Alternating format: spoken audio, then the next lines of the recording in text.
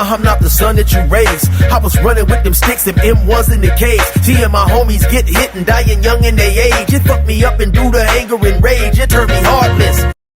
Say, what's cracking, YouTube?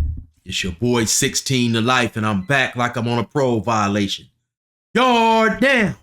Now, for those of y'all that's new to my page, in 1994, I got arrested. I was eventually sentenced to 16 years plus life, and I served 24 years straight in the California prison system. During those times, I accumulated some good stories and good insights on prison and the streets, and I'm gonna share some with y'all today. If you like this story, be sure to hit that like button, subscribe to my channel, and let's hop into this right now, man. So, unfortunately, we got a little bit of bad news, man. Actually, it's more than a little bit of bad news.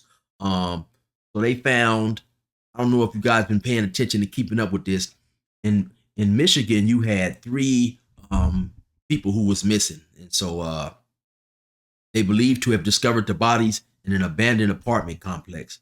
Now, one of the individuals who was believed to be among those bodies dead was a prison YouTuber / rapper by the name of Marley Whoop. And so, yeah, I'm gonna play a little bit of his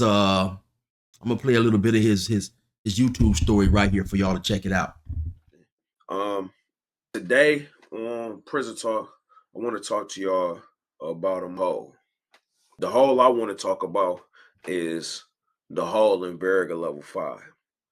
Now, there's many lay down joints. Lay down meaning that if you go here and you catch tickets, you on LOP, you gonna do that time. St. Louis Level 4, that's a lay down. Now, I looked at his page. He doesn't have a lot of prison stories up, but he does have a couple, and he talks about being incarcerated, and he also was a rapper. So what it looked like is he was booked for an appearance to perform at a club by the name of Lounge 31. Now, it doesn't seem like his songs have lots of hits or lots of views, but for whatever reason, he believed that, you know, somebody wanted him to appear and perform.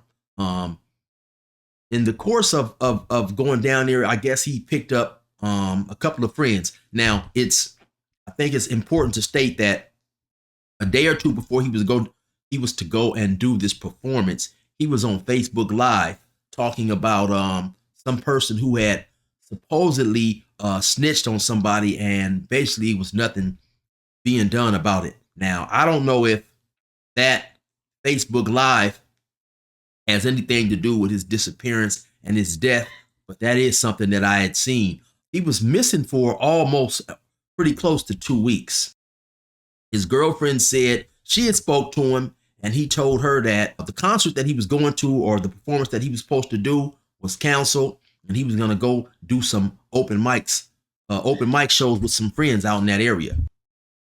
Around 7:30, somewhere around there, all phone activity from his phone stopped. And pretty much the same thing happened with the other 2 people that was with him. Now, this dude he was a rapper, but he wasn't an extremely young guy. You know, he was a young man, but when you think of rappers, he wasn't, you know, that young. He was 38 years old. His name was Armani Kelly. One of the guys that was with him was 31-year-old named Montoya Gibbons. And the other one was also 31 years old, and his name was Dante Wicker. Check this clip out right here that one of the cameramen said that he had spoke to one of the brothers, the victims who was been found in the house. Yeah, and a bit of an exclusive detail here. Right before our 10 o'clock report, a man came up to us and said he is the brother of one of those 3 men, and he said that the concert that they were supposed to play that was set up for them was actually a setup and was targeting one of those individuals. They say that concert was canceled hours before the reports of them going missing. So police haven't been able to confirm that yet. We are checking with Detroit Homicide. They are looking into it. We'll let you know what they tell us. Meantime, Michigan State Police, they're working this scene, and they say the progress has been slow getting into this building because of rats, an infestation of rats and other very treacherous conditions. So yes, you know, his brother definitely believed, for whatever reason, they had got set up. And actually, I watched some video of Marley Whoop talking on Facebook, and he was saying that he was going to pick up one of the dudes who was found in the apartments with him. He was by the name of Jug, I believe his name was. He was going to pick him up to ride down there with him. And so, yeah, this is this is a cold story right here. I have been paying attention, following it for quite some time, and I already had assumed that they were somewhere deceased, just basically because it was 3 of them missing, and their families, their friends, their loved ones had not heard from them for almost a couple of weeks, so you possibly could get one person to go off somewhere, not be in contact, with his family and stuff. The 2, 3, yeah, most definitely it was definitely clear in my mind that something had happened to these men, and it just was a matter of time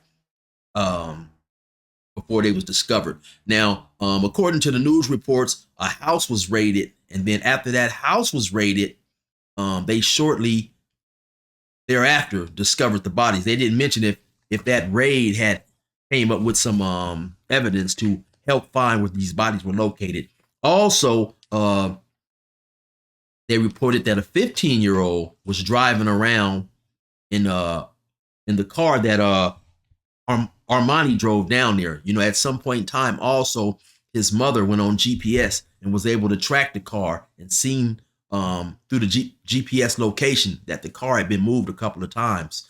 Anyway, yeah, this is definitely a sad situation, man, and it just points out to me that, man, things is extremely different. I went to prison in 1994 is when I got arrested, and they didn't have no internet then, so I marvel at the way when I come out, when I came out, how some of us who are in the streets, we still put so much, we do so much on these social media sites, beef and present day beef, telling other people, dropping their location, telling other people where they are, where they can be found at and stuff like that. It definitely makes the streets a different and much more dangerous place, because you have so many people, you're giving so many people access to you're giving so many people a chance to see how you look.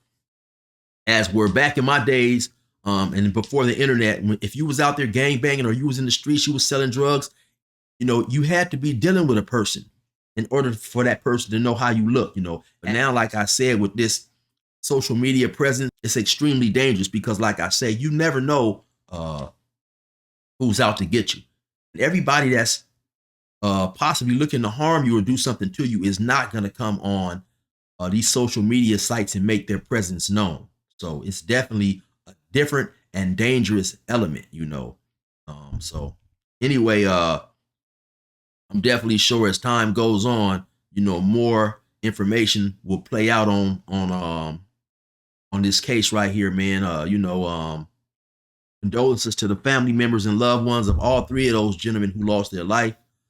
It's a bad situation, man. But anyway, you already know what it is. It's your boy 16 to Life. Resume normal program.